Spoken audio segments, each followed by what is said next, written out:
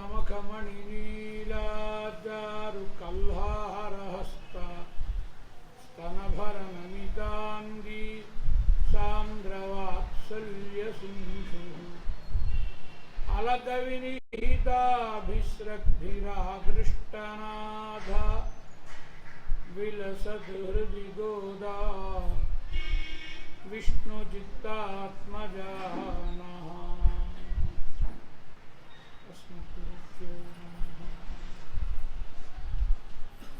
భగవద్బంధువులారా, తిరుప్పావై దివ్య ప్రబంధంలో ఇవాళటి పాసురం చాలా ప్రధానమైన పాసురం. ఇవాళటి పాసురానికి సింహాసన పాసురం అని పేరు. అంటే శ్రీకృష్ణ భగవానుని ఎలా వేంచేసి సింహాసనము మీద ఉండి తమ ప్రార్థనలను వినవలెనో ప్రార్థిస్తున్నారు గోపికలు. నిన్నటి పాసురంలో భగవానుని కటాక్షించమని ప్రార్థిస్తూ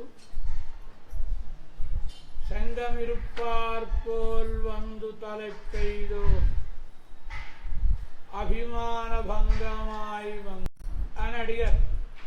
అడిగితే ఆళవందార్ల స్తోత్రరత్నంలోంచి అపరాధ సహస్రభాజనం పతితం భీమ భవార్ణవోదరే అగతిం శరణాగతం హరే కృపయా కేవలమాత్మసాత్కురు అని ఆళవందారుల శ్లోకాన్ని విన్నవించారు. అందులేకుండా అయిన నిర్ణయాలు తీసుకుంటే వాళ్ళు నొచ్చుకోవచ్చును కదా. అందుకని వానరులను మీరు భవద్భి శ్రేయసి స్థితై నా మేలు కోరేవాళ్ళు కనుక మీ సలహా చెప్పండి, ఏం చేద్దాం అని అడిగారు.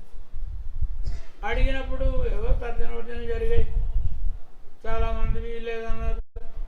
ఆఖరికి రామచంద్రస్వామి తన అభిప్రాయాన్ని చెప్పాడు.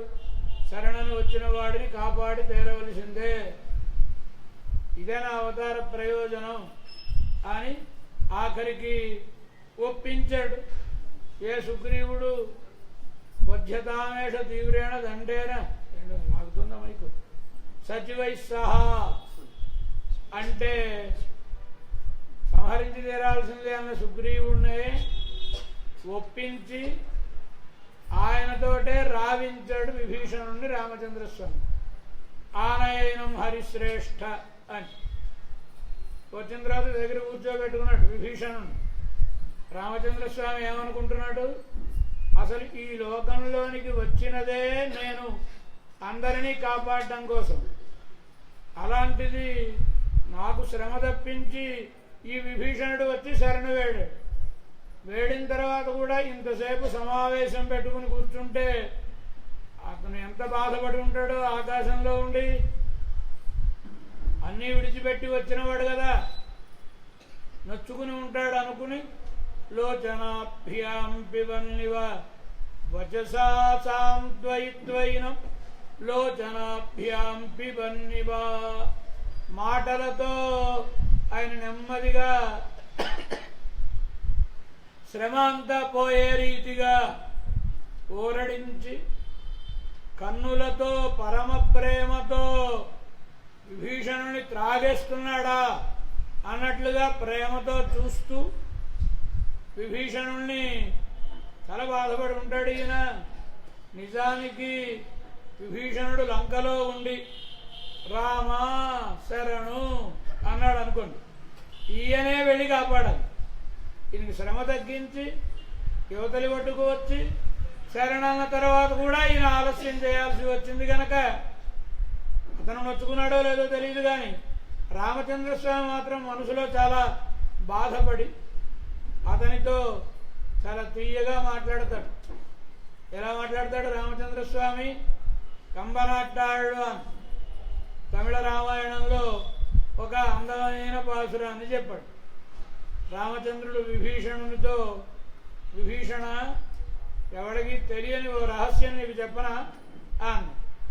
ఏమిటి స్వామి, అసలు నేను ఇక్కడికి వచ్చింది నీకోసమే, నా కోసం వచ్చావా? మీ ఆవిని రావణాసురుడు అపహరిస్తే సముద్రం దాటి వెళ్ళా? మా నాన్నగారు పుత్రకామేష్టి యాగం చేశారు, బోలెడంత ఖర్చు పెట్టి యాగం చేశారు. ఎందుకని? సంతానం లేక 60,000 సంవత్సరాలు సంతానం లేక కుంది ఏదో ఆఖరికి మార్గం దొరికింది. ప్రధానులైన ధర్మపత్నులు ముగ్గురికి ఇచ్చాడు. కౌసల్య, సుమిత్ర, కైకేయి. ముగ్గురికి ఇస్తే 4 కొడుకులు పుట్టారు. ఈయన ఇంత ఖర్చు పెడితే 4 కొడుకులేనా అని పాపం లోటు ఆయన. ఎలా? రామచంద్రుని దగ్గరికి పిలిచి, ఒరే నాయన, నాకు ఇంకా పిల్లలుంటే బాగుండునని ఉందిరా, మరి నువ్వేమైనా ఊళ్ళోకి వెళ్ళి తమ్ముళ్లను సంపాదించుకుని రా అని అరణ్యానికి పంపించాడు. ఎందుకు పంపించాడు? దశరథుడు రామచంద్రుని లోపలి విషయం, తమ్ముళ్లను సంపాదించుకురా. నేను కూడా సోదరులను వెతుక్కుంటూ బయలుదేరాను. కుహనోడు ఐవరాహనం ముందు పిన్ குன்றுசூழ்வான் மகனோடு அருவரானோ என்னன்பில் வந்த నిన్నోడం ఏడువరానో. ఏమన్నాడాయన? తమ్ముళ్ళను వెతుక్కుంటూ వస్తుంటే శృంగిబేరపురం దగ్గర ఒక ఆయన కనిపించాడు. ఎవరాయన? గుహుడు. గుహుడిని ఏం చేశాడు రామచంద్రుడు? ఒక సోదరుడుగా స్వీకరించాడు. ఎవరి దగ్గర ఊరకే ఏం పుచ్చుకోడుగా రామచంద్రుడు.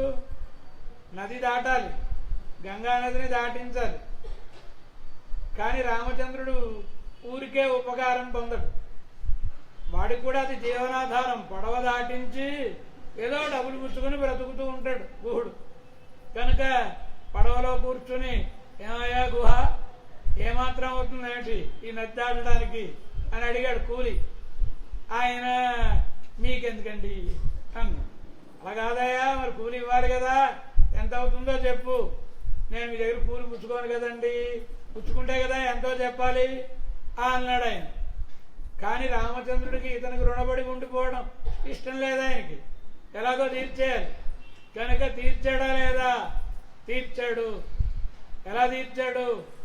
మురారి అనే కవి అనర్ఘరాగం అనే నాటకంలో అందంగా చెప్పాడు. తీర్త్వా భూదేశ మౌళి సృజమరధుని ఆత్మనాసౌ తృతీయ. సీతమ్మ, లక్ష్మణస్వామి, తాను, వాడిద్దరితోటి కలిసి తాను మూడోవాడు. ఈయన భూదేశమౌళి స్రజం. భూదేశుడు అంటే రుద్రుడు, భూతములకు అధిపతి. ఆయన మౌళిస్రజం, ఆయన శిరస్సు మీద దండలా ఉండేది గంగాను. దానిని తీర్త్వా దాటి ఏమిచ్చాడు ఆయన? సౌమిత్రి మైత్రీమయం ఉపకృతవాన్ ఆకరం నావికాయ. లక్ష్మణునితో తనకు ఉండే సంబంధమునే కూలిగా ఇచ్చెను. అంటే ఏం సంబంధం? సోదర సంబంధం, అన్నదమ్ములు కదా. కనుక గుహుల్ని ఒక సోదరుడుగా చేసుకున్నాడు ఆయన. తిరుమంగయ్యాళ్వారు ఏழை ఏదలం కీழ்మహన్ ఎన్నాదిరంగి అనే తిరువాయుడి అద్భుతమైన తిరుమడి. ఆ తిరుమడి అంతా కూడా అనేక అవతారములలో స్వామి యొక్క లీలా విశేషాలని అనుగ్రహిస్తారు. ఏమని చెప్పాడు ఆయన? ఊహందు తోడన్ని, నువ్వు నా సోదరుడు అయ్యా అన్న కదా. కనుక నాకు ఒక తమ్ముడు దొరికాడు, 5 అన్నదమ్ములం అయ్యాం. ఆయన ఇంకా సరిపోలేదని మళ్ళీ తమ్ముడని వెతుక్కుంటూ బయలుదేరాను. పిన్బు కుండ్రుషూడ్వాన్ మహనోడు మరువరాను. మేరు పర్వతం చుట్టూ తిరిగేవాడు ఎవరైనా? సూర్యభగవానుని పుత్రుడు సుగ్రీవుడు. కనుక ఆయనతోటి 6 అయ్యాం. ఏకం దుఃఖం సుఖం చనవు అని సోదరుడుగా స్వీకరించాను. 6 అయ్యాం. అయినా నాకు లోటు తీరక ఇదిగో ఈ సముద్రం దగ్గరికి వచ్చిన తర్వాత నీతోటి 7 అయ్యామయ్యా. కనుక నేను అసలు వచ్చింది నీకోసమే. వీళ్ళవాడికి తెలియదు ఆ సంగతి. అంటే ఆయన్ని శాంతపరచాలి. పాపం ఎంత కష్టపడి ఉంటాడో మనసులో. వాడు సంహరించేయమంటున్నాడు. మనమేమో ఇల్లు వాకిలి భార్య పిల్లలు అందరినీ విడిచిపెట్టి వచ్చాం ఈ రాముడిని నమ్ముకుని. తీరా చూస్తే ఈయన కోతుల్ని సలహా అడిగాడు. అవి చూస్తే మన కాస్త చంపి పారేయాల్సిందే, అనుమానించాల్సిందే, పరీక్షించాల్సిందే, రకరకాలు. ఎంత బాధపడి ఉంటాడు పాపం ఆయన. నన్ను శరణు వేడి వచ్చినవాడు అని నెమ్మదిగా ఆయన ఊరడిస్తాడు. పరమాత్మ స్వభావం. ఇప్పుడు పరమాత్మ ఈ గోపికలందరూ నా కోసమని తెల్లవారుజామున లేచి ఒకళ్ళని ఒకళ్ళు నిద్రలేపుకుని చలిలో గడగడ వణుకుతూ నా గుమ్మంలో పడిగాపులు పడి ఉండి ఎంత కష్టపడ్డారు. ఆ గోపికల్ని లేపితే లేస్తారా ఓ పడ్డానా? అబే ఇంకా తెల్లారలేదంటుందో కాదు. అబే మీరు చిన్నపిల్లలరా మీకు తెలియదు అంటుందో కాదు. అయినా వాళ్ళందరినీ నిద్రలేపుకుని సరిపోయిందా మా ద్వారపాలకుని బతిమాలుకుని మళ్ళీ వాళ్ళలో కూడా మెయిన్ గేట్ దగ్గర ఒక ఆయన, సింహద్వారం దగ్గర ఒక ఆయన వాళ్ళని ప్రార్థించి సరిపోయిందా. మా నాన్నగారిని ప్రార్థించి, మా అమ్మగారిని ప్రార్థించి, మా అన్నగారిని ప్రార్థించి, మా ఆవిడ గారిని ప్రార్థించి ఎంత కష్టపడి వచ్చారు పాపం వీళ్ళు గోపికలారా. చాలా కష్టపడి వచ్చారరా మీరు. ఏం కావాలి మీకు అడిగాడు పరమాత్మ. అడిగితే ఏం కావాలో పరమాత్మ ఎలా ఏం చేయాలో నేటి పాసురంలో గోపికలు తెలుపుతున్నారు. పాసురానుసంధానం చదువు. மாறி மலை முழஞ்சில் மன்னி கிடந்துறங்கும் சீரிய சிங்கம் அறிவித்து தீவிழித்து வேறு மயிர் பொங்க எப்பாடும் பேருந்துதறி மூறி நிமிர்ந்து முழங்கி புறப்பட்டு போதருமா போலே நீ பூவை பூவண்ணா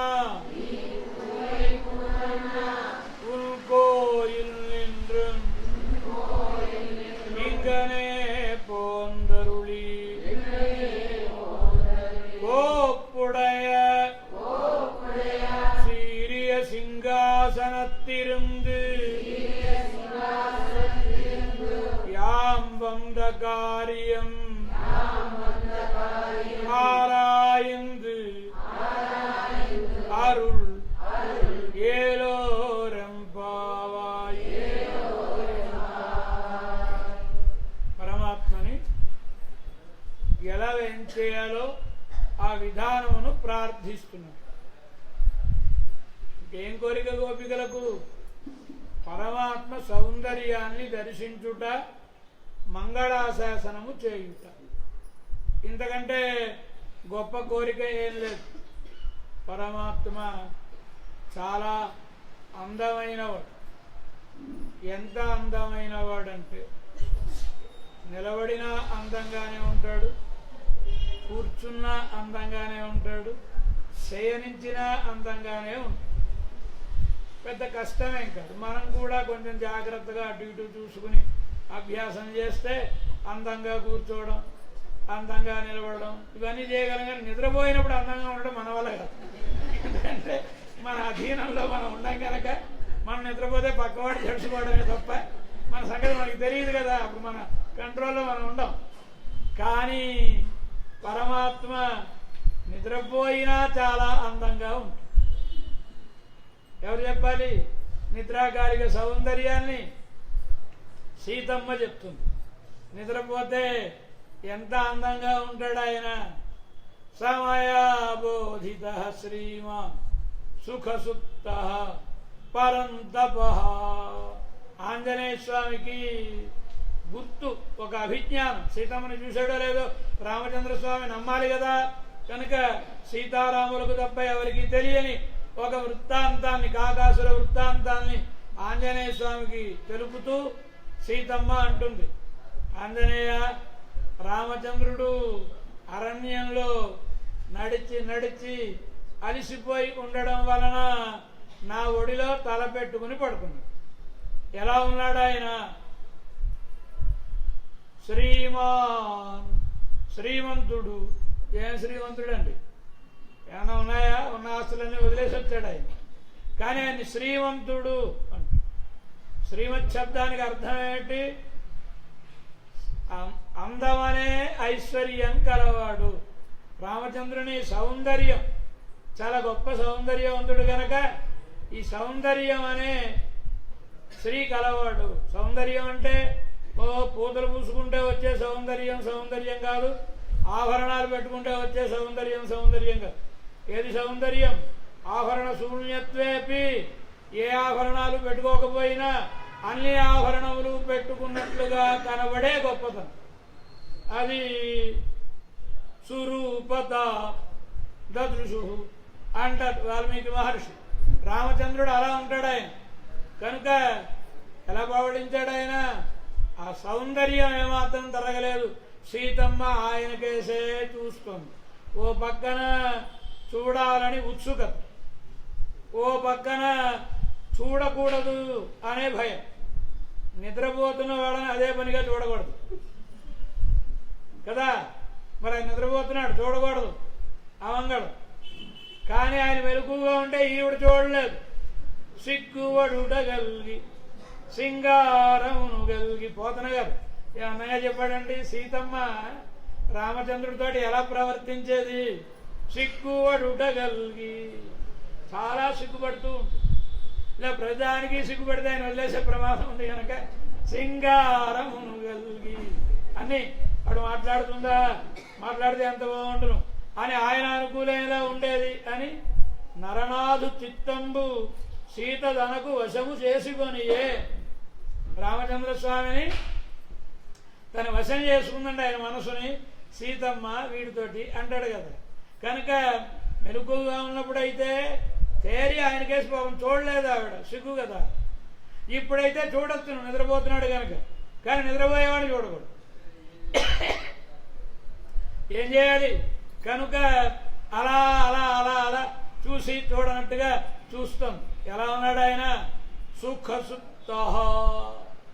ఇదివరకు అయోధ్యలో మంచం మీద పడుకున్నప్పుడు కూడా ఇంత అందంగా ఆనందంగా పడుకోలేదు. ఇంత గొప్ప నిద్ర అప్పుడు పట్టలేదు. ఎందుకు పడుతుంది? అక్కడ వాళ్ళు అలవనిస్తారేంటి? ఇక్కడికి వచ్చిన తర్వాత కానహం పడి ఇలావి ఇలావి మరి ఎంత శ్రమ అండి. నడిచి నడిచి నడిచి శ్రమ పడుతున్నాడు కనుక ఒళ్ళు తెలియని నిద్ర పట్టేసింది. సుఖసుప్త. కానీ అలా పడుకున్నప్పుడు కూడా ఎలా ఉన్నాడు రామచంద్రుడు?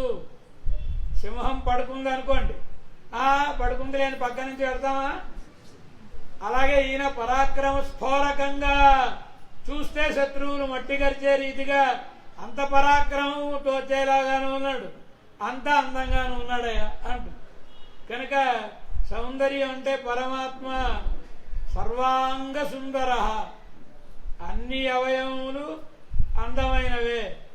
సర్వావస్థాసు సుందర, ఏ అవస్థలోనైనా అందమైన వాడే పరమాత్మ కదా. కల్లుం కనెక్కడలు వైహుందవానాడు నమ్మాడు. ఏమంటున్నారు? కల్లుం, కల్లు అంటే రాయి, కనెక్కడలు శబ్దించే సముద్రం, వైహుందవానాడు ఆకాశంలో ఉండే వైకుంఠలోకం. ఆయన సౌందర్యం చూడాలంటే ఒక్కొక్క సౌందర్యం చూడాలంటే ఒక్కొక్క చోటికి వెళ్ళాలి. కల్ నిలబడిన సౌందర్యం చూడాలంటే ఎక్కడ చూడాలి? కల్ అంటే రాయి, అంటే పర్వతం, అంటే తిరుపతి కొండ. తిరుపతి కొండ మీద వెంకటేశ్వర స్వామి ఎలా ఉన్నాడండి? నిలబడి ఏం చేసి ఉన్నాడు కదా. తనివి తీరుతుందా? అసలు వాళ్లే పో అంటూ ఉంటారు. వాళ్ళు అవకాశం దొరికినా ఏమండి ఇందాక సరిగా తిరుముఖ మండలం సేవించామా అంటే సరిగా చూసినట్టు లేదండి అనే అనిపిస్తుంది. ఏం సౌందర్యం అది? నిలబడిన సౌందర్యం అంటే తిరుపతి కొండ. కానీ ఎక్కాడాలు శబ్దించే సముద్రం, పరమాత్మ బాలసముద్రంలో పడుకుంటాడు కదండి. ఆ సముద్రుడికి మంచి ఆనందం, మా లోపల ఉన్నాడండి పరమాత్మ అని ఆనందంతో శక్తిస్తూ ఉంటాడు ఆయన. కానీ కడలు క్షీరసాగర తరంగ శీకరాసార తారకిత చారుమూర్తే భోగి భోగశయనీయ సాయినే మాధవాయ మధువిద్విషే నమః. ఏమన్నా చెప్పారండి కులశేఖరుడు. ఏమండి పరమాత్మ మరి అక్కడ ఉంటే మనం ఇక్కడ ఏసీ లేకపోతే ఉండలేకపోతున్నాం కదా, ఈయనకి ఏసీ ఉంటుందా, చల్లగా ఉంటుందా? ఎలా ఉంటుందండి? ఆయన పాలసముద్రంలో పడుకుంటే సముద్రుడు ఉబ్బుతుంటే కొంచెం ఆ చినుకులు కొంచెం కొంచెంగా స్ప్రే చేస్తున్నట్లుగా తగులుతుంటే ఎంత చల్లగా ఉంటుంది పరమాత్మకి. దానికి తోడు పడుకున్నదా పాము పడక. పాము పడక అంటే ఉత్తమ జాతికి చెందిన సత్వానికి ఉండే లక్షణాలన్నీ ఆదిశేషుడికి ఉన్నాయి. పరిమళం కలిగి ఉండడం, మెత్తగా ఉండడం, వైశాల్యం కలిగి ఉండడం, ప్రకృష్ట వలైకధామని అని ప్రకృష్ట విజ్ఞాన వలైకధామని అని శ్రీమన్నారాయణుడు అన్ని లోకాలు గడుపులో పెట్టుకున్నవాడు. ఆయన సరిపోగా వాళ్ళ ఆవిడగారులు వీళ్ళందరితోటి పాటు ఎక్కి తొక్కిన ఏమి చరించని మంచం. ఆదిశేషుడంటే ఎంత బలశాలి అండి ఆయన. కనుక అలా మంచి ప్రక్క ఆయన ఎంత అందంగా ఉంటుందండి ఆ పక్క. ఎందుచేత పరమాత్మ నా లోపల ఉన్నాడు అనేటప్పటికీ, నా లోపల పడుకున్నాడు అనేప్పటికీ ఆనందంతో ఆయన నిశ్వసిస్తూ ఉంటాడు. ఎలా ఉంటాయి అంటే ఆ ఆనందం వలన ఒకసారి ఉప్పుతున్నాడు, మళ్ళీ ఒకసారి తరుగుతున్నాడు, స్ప్రింగ్ కాట్లా ఉన్నాడు ఆయన. కనుక దానికి తోడు సహజ సిద్ధమైన పరిమళం, ఈ పరిమళాన్ని స్ప్రే చేస్తున్నాడు ఆయన. ఎంత సుఖంగా ఉంటుంది పరమాత్మకి. కనుక నిద్రాకాలిక సౌందర్యాల్ని చూడాలంటే పాల సముద్రంలోనే చూడాలి. మరి ఆయన కూర్చుని వేంచేసి ఉంటే ఆ సౌందర్యాన్ని చూడాలి అంటే వైకుంఠవానాడు, వైకుంఠలోకం. అక్కడ దేవిమార్లతో పాటుగా కూర్చుని వేంచేసి సవ్యం పాదం ప్రసార్య అని ఓ పాదం చాపుకుని ఓ పాదం ముడుచుకుని విలాసంగా ఓ రెండు చేతులు ఆ ఆదిశేషుడి మీద పెట్టుకుని రెండు చేతులతో శంఖచక్రాలు పట్టుకుని ప్రక్కన అమ్మవార్లుంటే ఎలా ఉంటాడండి ఆయన. కనుక అది కూర్చుని ఉండే సౌందర్యం. ఇవి కళ్ళు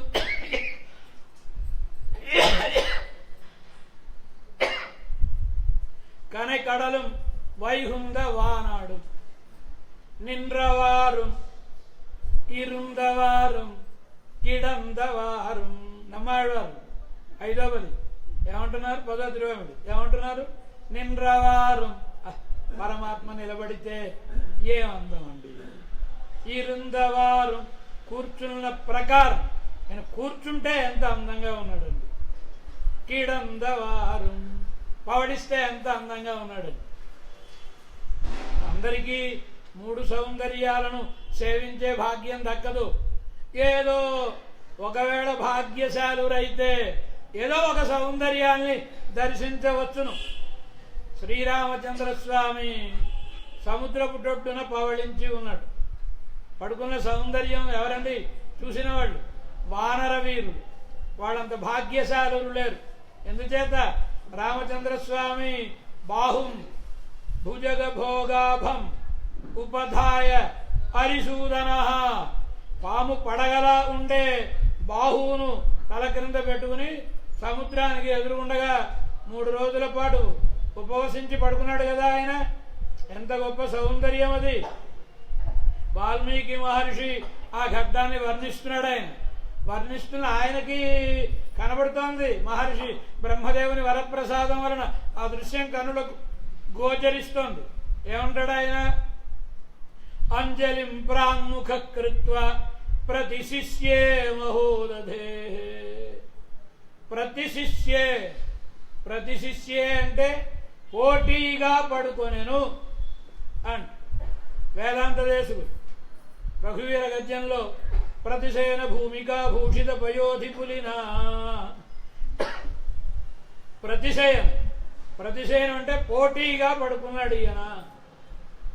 భట్టరవారు రంగరాజ స్తవంలో ప్రతిజలధితో వేలాశయ్య విభీషణ కౌతుకాతు. పోటీగా పడుకున్నావు నువ్వు. ఏడు పోటీగా పడుకోవడం అంటే సముద్రుడితోటి ఈయనకి పోటీ. నంబిళ్ళై అద్భుతమైన వ్యాఖ్యానిస్తూ నిన్న వారం దగ్గర వ్యాఖ్యానిస్తూ ఏమంటారు, ஒரு கடலோடு స్పర్ధిత్తు కిడందా పోలే ఇరుందరు. ఒక సముద్రం మరో సముద్రంతో పోటీ పడి పడుకున్నట్టుందండి అని. ఏ సముద్రుడా, నువ్వు అందగాడివా నేను అందగాడినా చూసుకుందామా అంటే ఇద్దరి మధ్య అందంలో పోటీ వచ్చిందనుకోండి, ఏం చేస్తావు? ఒకళ్ళ ప్రక్కన ఒకళ్ళు నిలబడి కదా అద్దంలో చూసుకుంటారు. అలా మరి సముద్రుడు అందగాడో ఈయన అందగాడో తెలియాలంటే మరి ఆయన ఒరుచుకొని పడుకోవాలి. కనుక సముద్రపు డొడ్డున పడుకున్నాడు ఈయన. ఏం గొప్ప నీ గొప్ప, నాలో మైనాక పర్వతం ఉంది అన్నాడు సముద్రుడు. నా భుజమూలములను చూసావా, ఈ 2 మాల్వరైతోள் అంటుంది గోదావరి.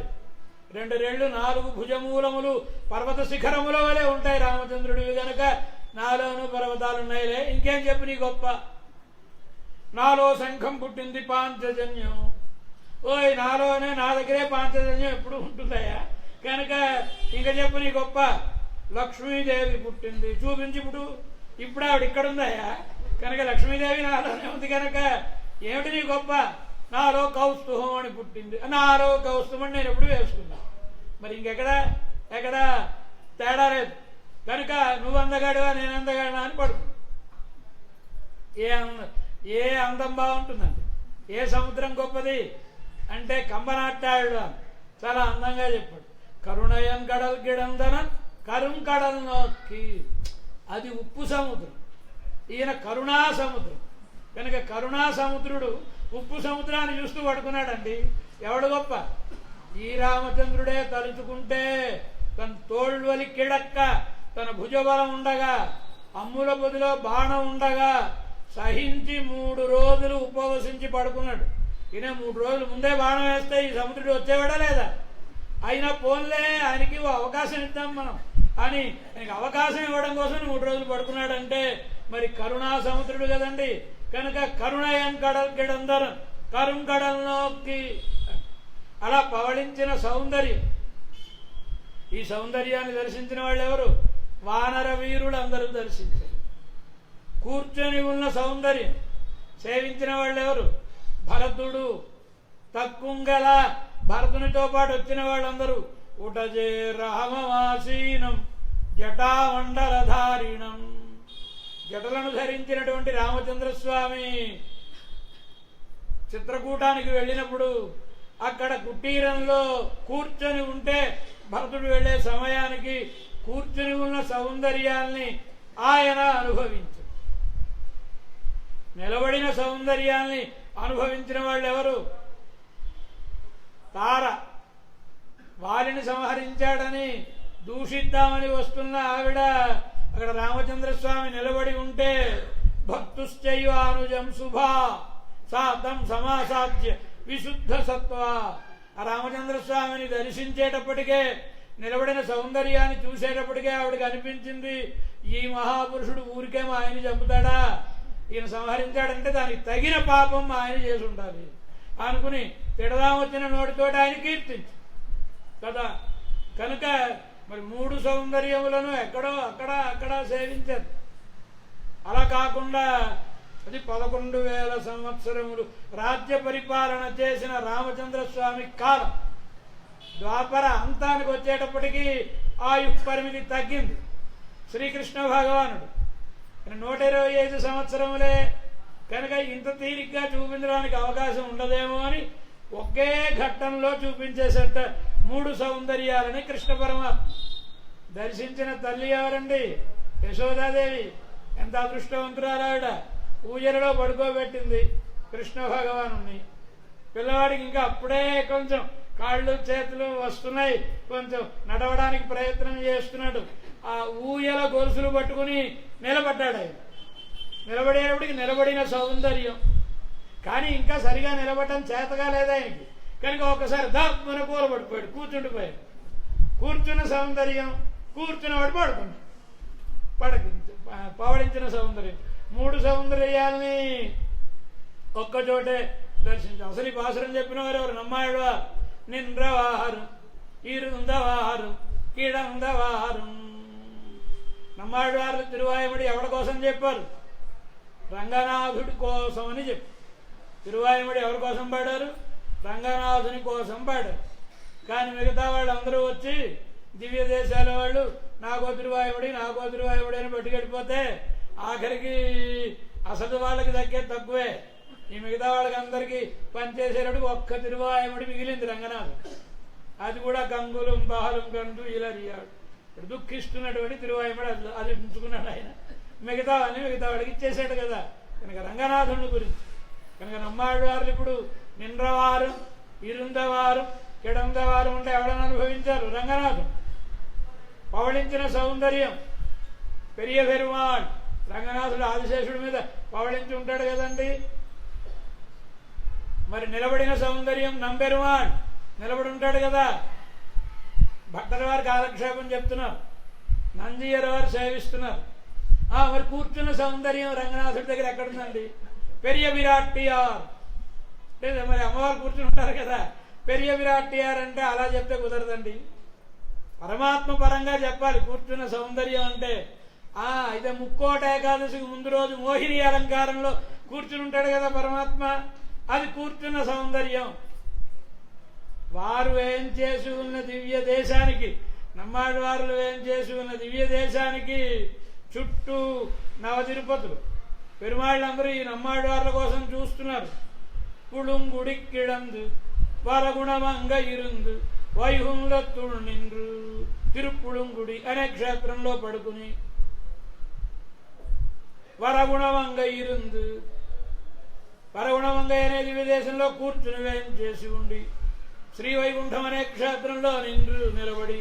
కనుక ఎలా ఉంది పరమాత్మ స్థితి అంటే ఆళ్వార్ల మీద ప్రేమ. కనుక అలా మూడు సౌందర్యాలను అనుభవించారు కదా నమ్మాళ్ళవార్లు. ఆ రీతిగానే ఇక్కడ కూడా గోపికలు ఆయన పవళించిన సౌందర్యాన్ని అనుభవించారు.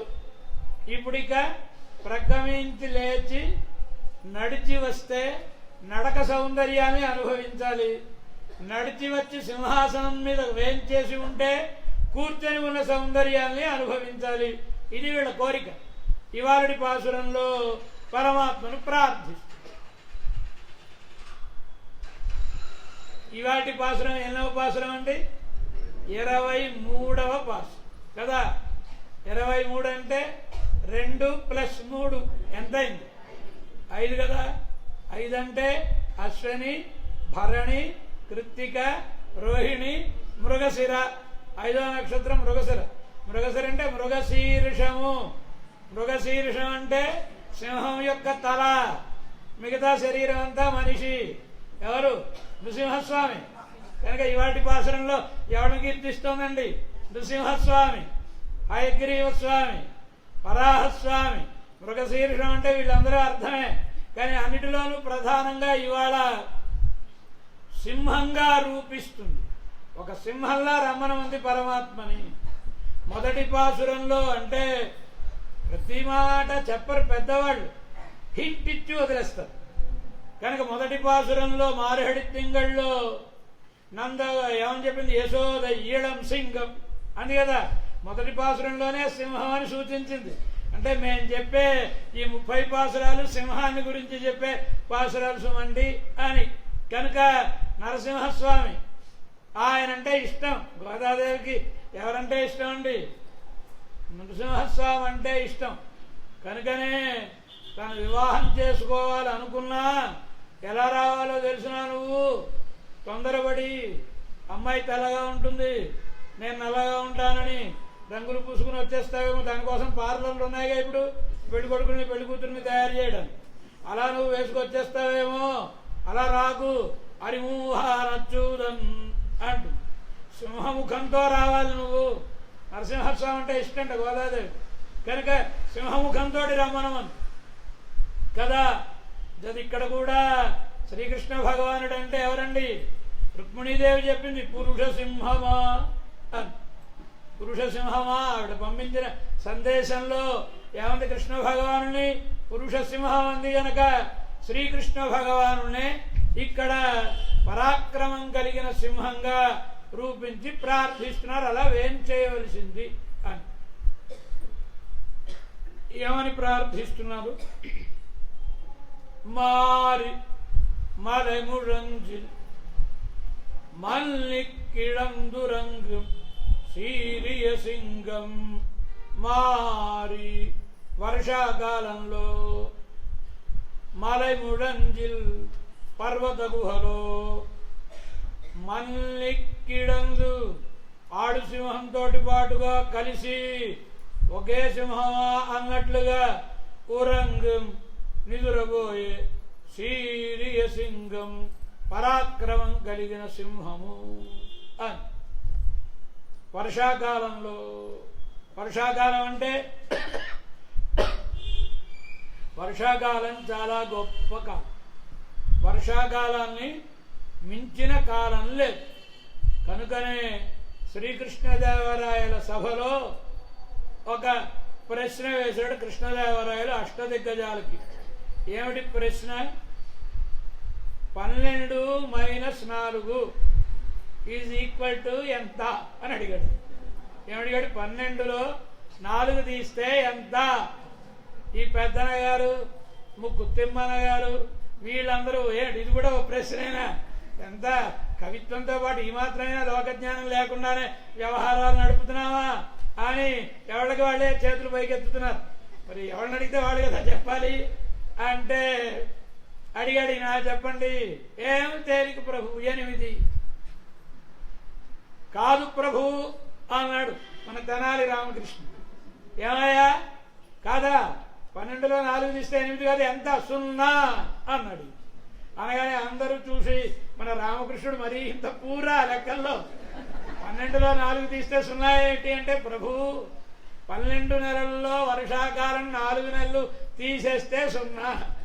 వర్షాలు పడితే, పంటలు పండితే మిగతా 8 నెలలు కూర్చుని సాపాటు చేస్తాం. మరి వర్షాలు పడకపోతే వర్ష ఋతువు కనుక లేదనుకోండి, వర్షాకాలం కనుక ఏం లేనట్టే కదా. కనుక వర్షాకాలం అంటే చాలా గొప్పది. వర్షాకాలాన్ని చాలా గొప్పగా వర్ణిస్తాడు శ్రీసుఖ మహర్షి శ్రీమద్భాగవతంలో వర్ష ఋతువుని వర్ణిస్తూ. గిరయో వర్షధారాభి హన్యమానాన వివ్యధు వ్యసనైరభిభూయమానా యథా అధోక్షజచేతసః. వర్షాకాలంలో ఏనుగు తొండాల లాంటి ధారలతో వర్షం పర్వతముల మీద పడుతున్నా ఆ పర్వతములు చలించుటలేదు. ఎలా? ఎన్ని వ్యసనములు వచ్చి మీద పడుతున్నా, కష్టాలు మరొకటో ఎన్ని మీద పడుతున్నా, ఎలా అయితే పరమాత్మ యందే మనసు ఉంచిన జ్ఞానులు చలించరో అలా పర్వతాలు చలించడం లేదు. మహర్షి గారి మాట. మనమే పద్యం చెప్పాము. మనం ఎలా చెబుతాం? ఆయన పర్వతంలా చలించడండి. ఎంత వాన పడినా పర్వతం చలించినట్టు, ఎన్ని కష్టాలు వచ్చినా ఆయన చలించడని మనం చెప్తాం. కానీ మహర్షి గారు అలా చెప్పడం లేదు. వాన పడుతున్నా పర్వతములు చలించుటలేదు, భగవద్భక్తుడు వ్యసనముల చేత కొట్టబడినా చలించనట్లు అన్నాడు ఆయన. అంటే అర్థం అంతకంటే కూడా స్థైర్యం ఈయనలో ఉంది. ఎందుచేత పరమాత్మనే అనుభవిస్తున్నాడు గనక. వినబడేవి వినబడినా, కనబడేవి కనబడినా వేటి వలన చలించడం లేదు ఆయన. ఎందుచేత ఆయన భావించే పరమాత్మ ఏం సామాన్యుడా? ఆయనను భావిస్తే ఇంకొకటి తెలియనిస్తాడా? ఆయన తెలియనివ్వడు కదా. కనుక అపరిచ్ఛిన్నమైన అనంతమైన ఆనంద స్వరూపుడు ఆయన గనక ఆ ఆనందంలోంచి బయటకు వస్తే కదా ఈ లోకంలో ఉండే విశేషాలు తెలిసేది అని. వర్షాకాలం అంటే మంచి వర్షం, చెడు వర్షం, 2 రకాల వర్షాలు ఉన్నాయి. మంచి వర్షం ఏమిటి? భగవంతుని కటాక్షం మన మీద పడితే మంచి వర్షం. భగవానుడి దృష్టి అనే వర్షం మన మీద పడితే మనం ధరిస్తాం. చెడు వర్షం ఏది? అవివేక ఘనాంధదిముఖే బహుధా సంతత దుఃఖ వర్షిణి భగవన్ భవదుర్దినే పథస్ఖలితం మాం అవలోకయాచ్యుత. వాళ్ళందరూ ఏమిట?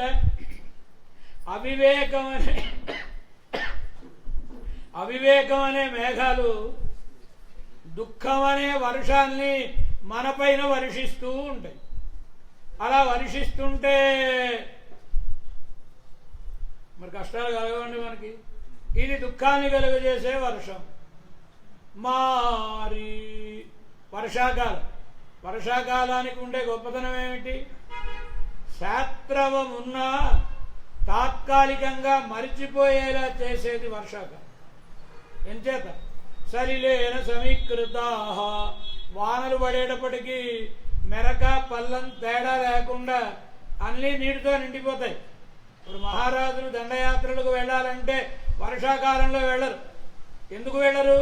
మరి వెళ్ళాలంటే ఆ దారి కనబడాలి కదా. అంటే నీటితోటి నిండిపోయి ఉంటాయి కనుక ఆ తర్వాతనే ప్రయత్నం చేసుకుంటారు, ఎంత శాస్త్రవమున్నా.